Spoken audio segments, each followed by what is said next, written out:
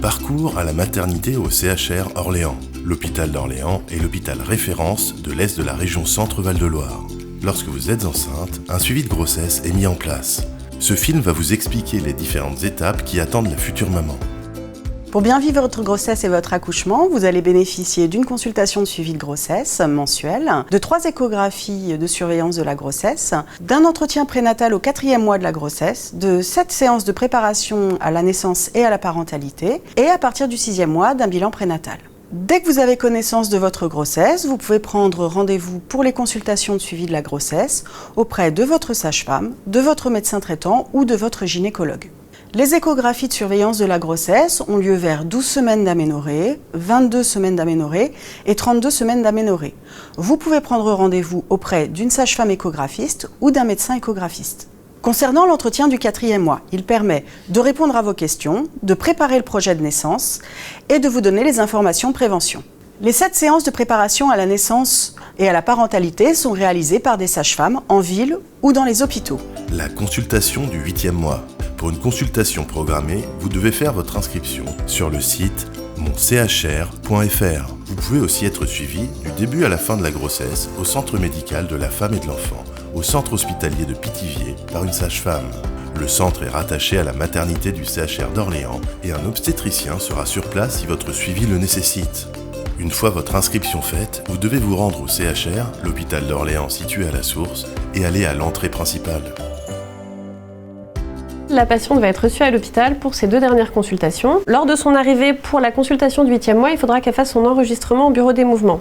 Donc elle se présente avec sa carte d'identité, sa carte vitale et sa carte de mutuelle. Et après, la sage-femme viendra la chercher au point D dans la salle d'attente. Lors de la consultation du 8e mois, il faut qu'elle vienne surtout avec tous ses documents de grossesse, le dossier de maternité, les bilans sanguins et les échographies parce qu'on va ouvrir son dossier informatique à l'hôpital. Et normalement, la personne qui vous a suivi vous a donné tout un dossier médical, vous a fait faire des examens sanguins et des échographies. Oui, parfait. Donc c'est important d'avoir tous ces examens. On remplit tout son dossier informatique, tous ses antécédents. Là, vous avez le trousseau de tout ce que vous devrez amener pour le jour de l'accouchement et le séjour à la maternité. Et ça, peut-être qu'on vous en a déjà parlé au début de la grossesse, c'est le retour à domicile accompagné. D'accord. Vous avez le droit d'avoir une sage-femme qui vient vous voir après l'accouchement, quand vous rentrez à la maison. D'accord, c'est ça qu'on appelle le Prado? C'est ça. Je vois que vous avez fait la consultation d'anesthésie avec mes collègues. Oui. C'est parfait, elle est très très importante pour être sûr que vous n'avez pas de soucis de santé particuliers. Et elle est obligatoire pour l'accouchement, que vous preniez ou non une péridurale. D'accord. La consultation anesthésiste peut se faire en téléconsultation. L'anesthésiste fera une évaluation et une synthèse de votre état de santé général grâce aux lettres et aux radios de votre médecin pour permettre une prise en charge rapide en cas de situation urgente en salle de naissance. C'est pour cela que la consultation d'anesthésiste est obligatoire. Et la deuxième partie de cette consultation, c'est un examen clinique et obstétrical qui nous permettra de vérifier le bien-être de la mère et de l'enfant. Vous allez vous installer juste à côté, on va mesurer la hauteur de votre ventre et puis avec l'échographie, on va vérifier comment se présente votre bébé et vérifier son activité cardiaque. D'accord ? Du coup, on va faire l'écho du 3e trimestre qui va nous permettre de mesurer un petit peu le bébé et de voir à combien on l'estime pour la naissance. D'accord. Ça vous va ? Oui. Donc on a la petite tête par là, bien en bas, le cœur qui est là. À la fin de la consultation, en fonction de l'état de la maman, soit nous la reverrons au 9e mois en consultation sage-femme. S'il y a besoin, elle peut être vue par un gynécologue ou par des sages-femmes aux explorations fonctionnelles pour un suivi un petit peu plus régulier. L'arrivée aux urgences maternité gynécologiques. Aux urgences maternité, nous accueillons les femmes enceintes à partir de 24 semaines d'aménorrhée pour tout problème obstétrical, donc c'est-à-dire lié à la grossesse. Les principaux motifs sont les contractions utérines douloureuses et régulières, la perte de liquide amniotique, les pertes de sang, si jamais vous sentez moins votre bébé bouger, ou également si vous avez une température supérieure à 38 degrés Celsius. Pour arriver aux urgences maternité, vous devez emprunter la rampe d'accès située à l'extérieur. Une signalétique vous indiquera le chemin à suivre.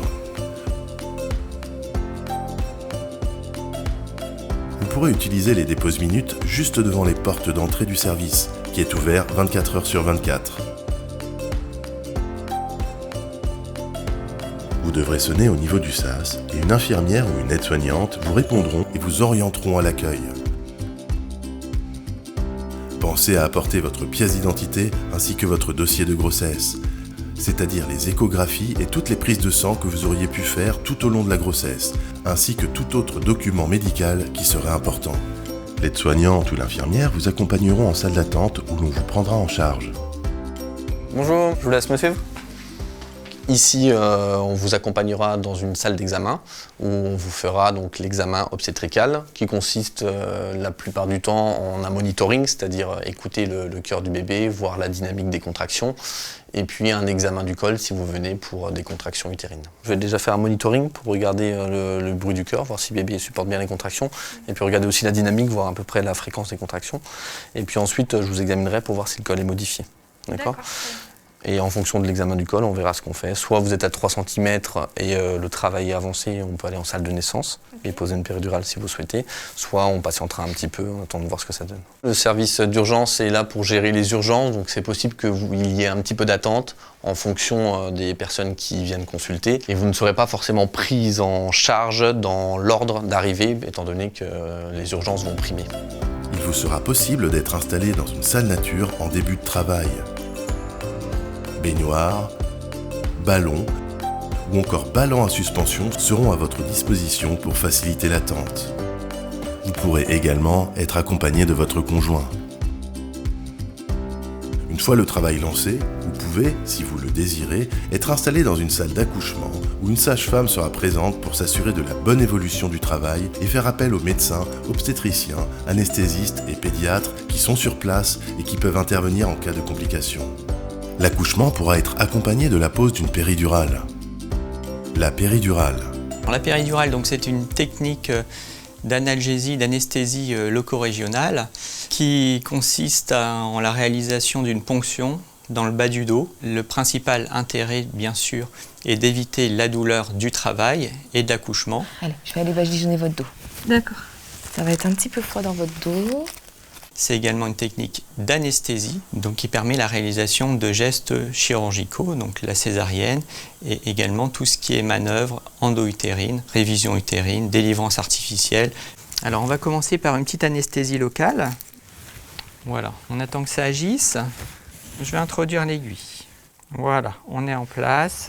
Je vais monter le cathéter, donc c'est un tuyau très fin. Une fois que le tuyau sera en place, je retire l'aiguille. Maintenant, je connecte tout et on va injecter le produit. Donc ce produit d'anesthésie va venir bloquer ces influx nerveux et donc empêcher cette sensation douloureuse ressentie par la patiente. Voilà, parfait. Ça a été ? Oui. Je vais connecter la pompe de péridurale. Voilà, c'est une pompe qui va injecter de manière régulière le produit de péridurale pour assurer l'entretien. Et vous avez la possibilité, je vais vous remettre un petit bouton poussoir. Si l'anesthésie n'est pas suffisante, vous avez la possibilité également d'appuyer sur le bouton pour délivrer une dose supplémentaire. D'accord. Lors de la naissance, vous serez accompagné par des sages-femmes tout au long de l'accouchement.